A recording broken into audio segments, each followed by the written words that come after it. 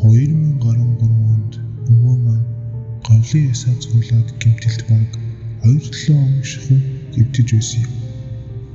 Би ч насанд хүрээгүй байсан болохоор ахтайгаа цуг нэг өдөр өвөг сахихаар болж оройхон аван гахтайгаа ээл сэлгдээд шалан дээр гэрээс авчирсан шоко дэвсээд ахтай цуг өвөг ярингаа хөвтөж байсан юм.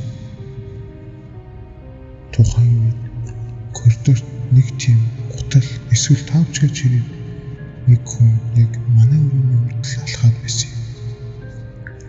Анх ч мөн өдөө сонссон гээд өвгөөс суух гэтэл өвгөө аль хэдийн унтчихсан байсан болохоор бид хоёр сонирчрахын өндийгөө хаалгаар халж шагаахад хинч байгаагүй. Анхч за эмнэлэг юм чи янз бүрийн өвчтөй зовлонтой хүн зөндөө байгаа айлтгүй дээ гэд буцаад хаалгаа хаах гэтэл нөгөө хөлийн чимээ яг хажууд маш тод ахаа сонсогдоход цочоод гортол бас л хинч байгаагүй.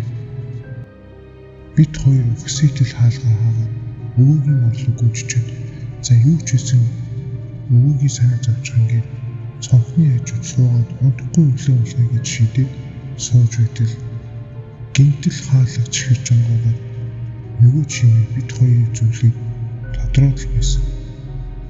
Би ч өгтлээ нүдээ тасайнаад ахруу шигтгэд ах минь газ уцсныхаа гэрлийг асаагач гихтэн л уцаа коронавирусаа гарч ирээд дэлгэцээ нэгэд сангууд камерлогоо ортол дэлгэцнээр аимшигтэй том үнэтэй ангаач гсэн сексисэн нүгтэй нүүр дэлгэц дүүрэн гарч ирээд хоёр ойрол чаглаж хийчээд өвөө сэрээд гэрлээ асаахад өрөөнд хинч байгаагүй.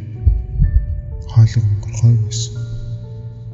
Өвөдч бүгдийг хэлэхэд эвийг хүүхдүүд нь юу үзэх юм бэ гэд аав руу залгаж дуудаад аав үлдээд бид хоёр гэрлүүгийн салгансан хоёрын хож bijүүлээ.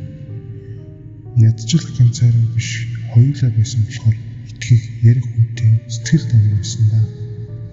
Гэхдээ л хийж гэмшлгүй зүйлээ л та